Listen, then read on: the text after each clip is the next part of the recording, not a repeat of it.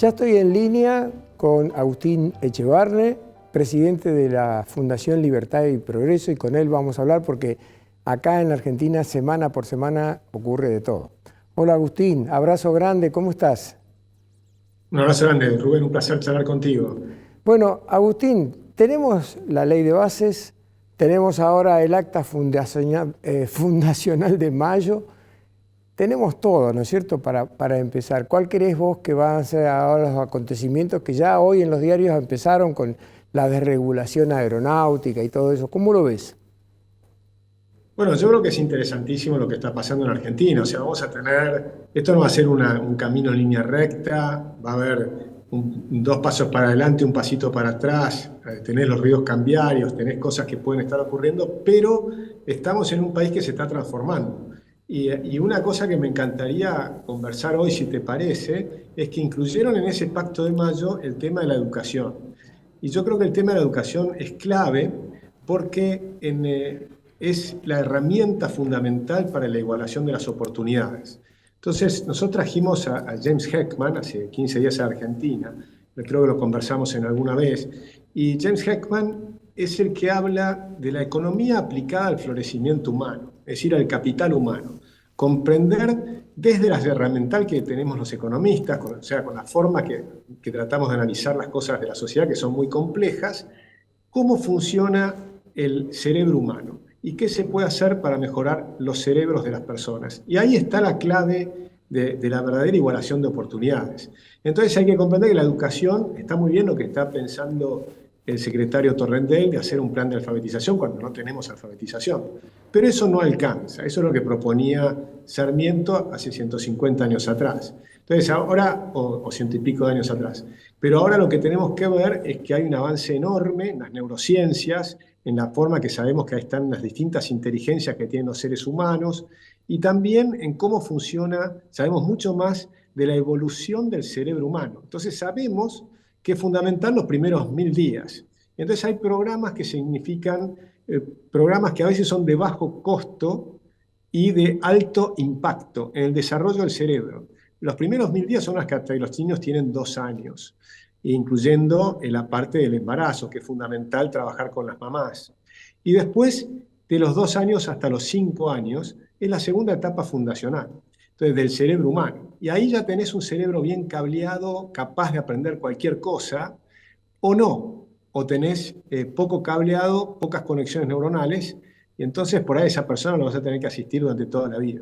Obviamente, desde el punto de vista incluso presupuestario, es mucho más importante la intervención temprana, ¿sí? La estimulación temprana de los cerebros, y entonces lograr tener chicos mucho más inteligentes, capaces de integrarse al mundo. Así que yo doy la bienvenida, digamos, a que hayan incluido ese aspecto en el pacto, porque me parece que es clave. Recordemos que la educación es una cuestión de las provincias, fundamentalmente. La nación tiene un rol, pero un rol subsidiario. El rol fundamental es de las provincias. A mí me gustaría que también las provincias tengan un rol más subsidiario y que comprendamos que el verdadero rol de la educación está en los padres y en la comunidad educativa que debiera ser cada escuela.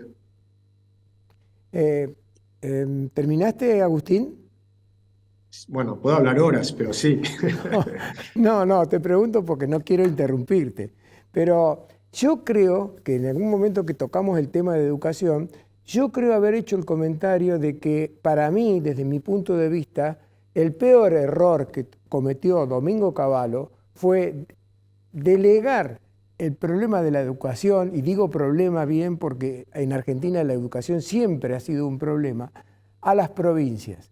Porque las provincias, la mayoría, sobre todo las del norte, son feudales, y los hombres feudales, por ejemplo, como Gilles Louis Infran, no le importa tener un pueblo educado, porque él necesita tener ignorancia y pobreza para seguir manejando la provincia. Hace 28 años que es gobernador. Pongo el ejemplo de él porque es el más notorio, por supuesto. Yo creo que si el gobierno de Milei está encarando esto de manera seria, lo ha puesto en el acta de mayo, se supone que tiene que recuperar el control de la educación.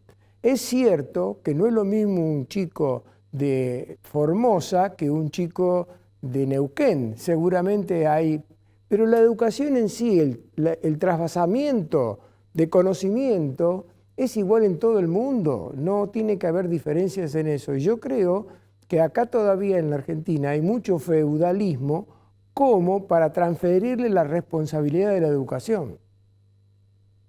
Bueno, permitime que en eso podamos disentir. Yo creo que no podés volver para atrás y que incluso a mí me gustaría ir un paso más adelante y tener todavía mayor descentralización.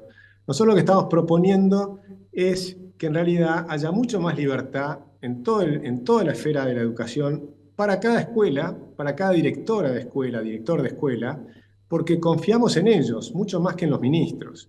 Entonces creo que los maestros, los directores de escuela y los padres, sobre todo los padres, tienen que estar mucho más involucrados con la educación de sus hijos y tener mucho más libertad para tomar decisiones. Entonces, tienen que tener libertad a nivel de los padres, libertad a nivel de los directores de escuela y libertad a nivel de los maestros para ensayar, porque en realidad lo que hoy se sabe es que somos todos distintos, que hay diferencias en las habilidades y hay diferencias en los intereses de cada uno de los niños y por lo tanto hay distintas formas de educar, no hay una única manera de educar. Y además hay una explosión de desarrollos tecnológicos vinculados a la educación, de forma tal que hoy vas a tener tutores artificiales que pueden ser tutores para maestros, para ayudar a los maestros, y tutores para alumnos. Y con eso vas a permitir desarrollar currículas especiales para cada persona.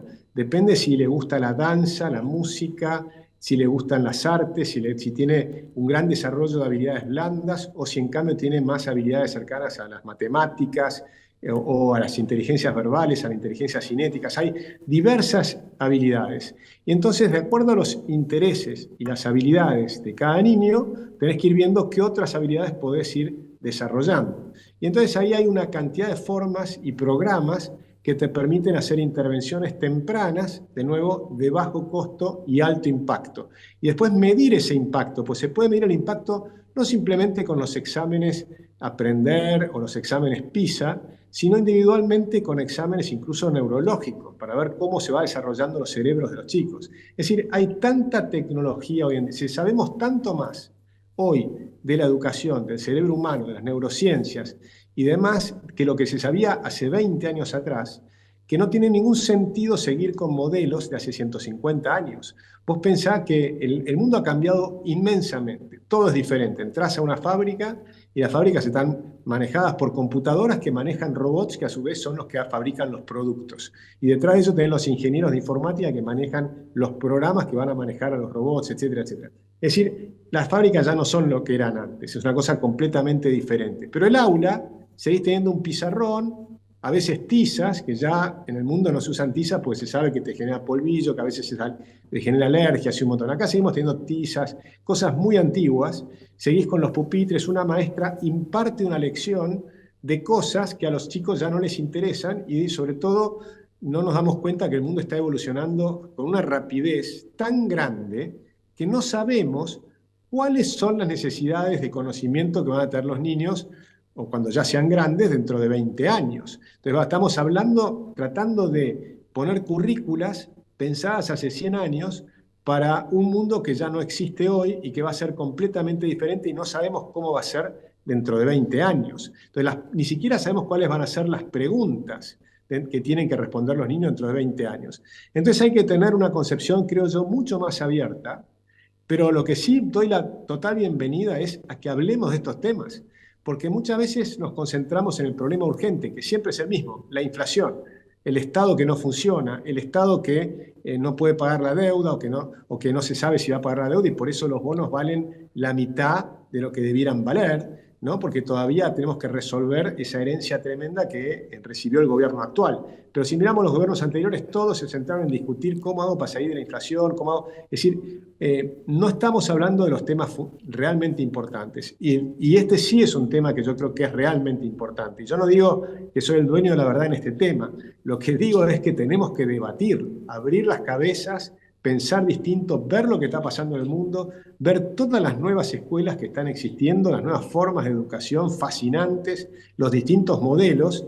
Y por supuesto, el tema de que la educación está en las provincias, eso no lo vas a cambiar porque ya está, creo que a nivel constitucional. O sea que van a tener un rol las provincias. Pero tal vez desde la nación el gobierno puede dar algunas ideas, puede dar algunos apoyos, pero sobre todo hay que abrir el tema para que los padres se involucren en la educación de sus hijos. Esa para mí es la clave fundamental.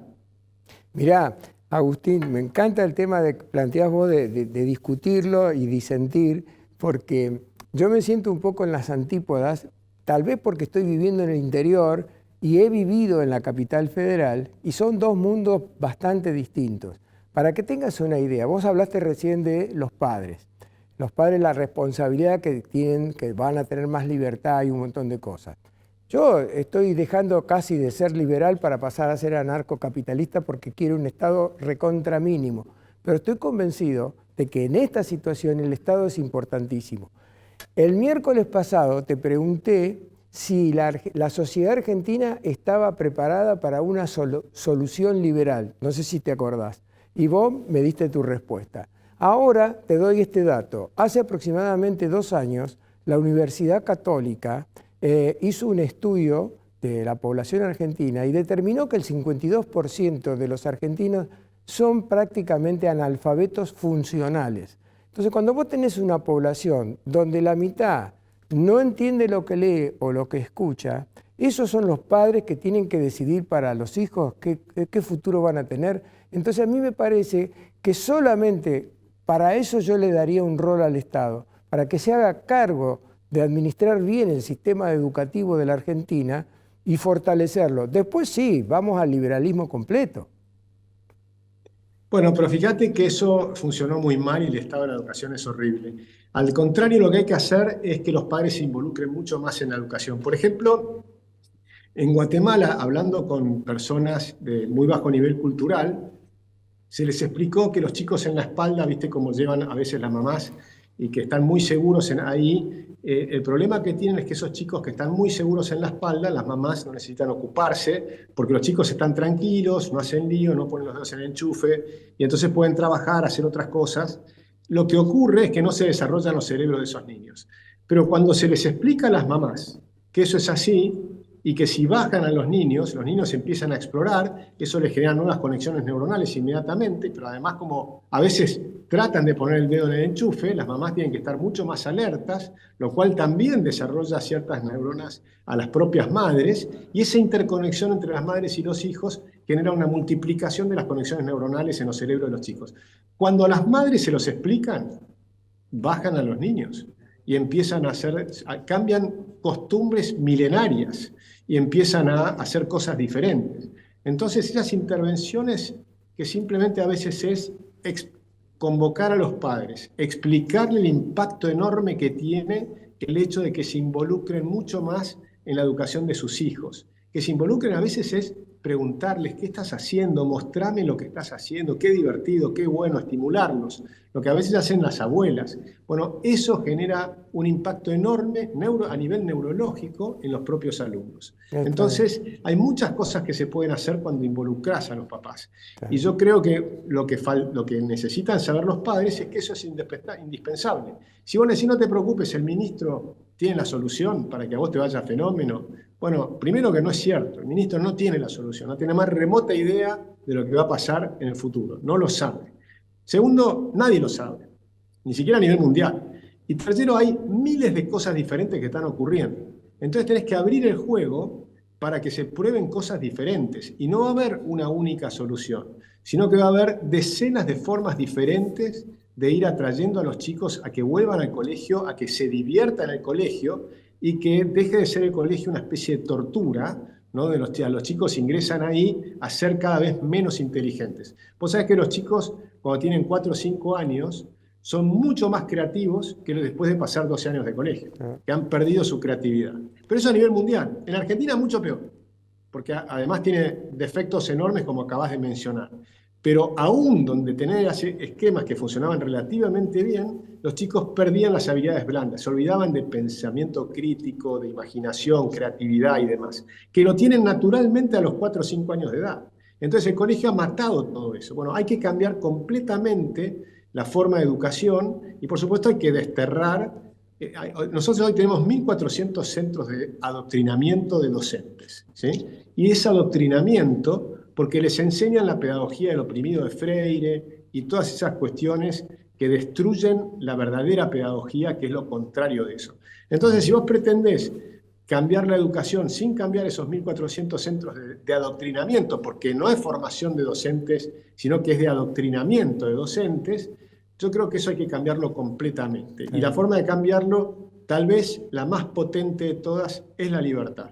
Porque cuando abrís la cabeza, mirás el mundo, agarrás GPT Chat y le preguntás al GPT Chat cuáles son las mejores formas de educar, vas a encontrar cosas mucho más interesantes que las que te enseñan ahí adentro. Está bien, Agustina, vos sabés que me están amenazando con cortarnos la luz. Así que está buenísimo el tema y si vos estás de acuerdo te propongo que el miércoles que viene lo continuemos porque es un tema fundamental. Yo coincido totalmente contigo en ese aspecto. Encantado, cómo no. Te mando un gran enorme. abrazo. Hasta el miércoles que viene. Un gran abrazo.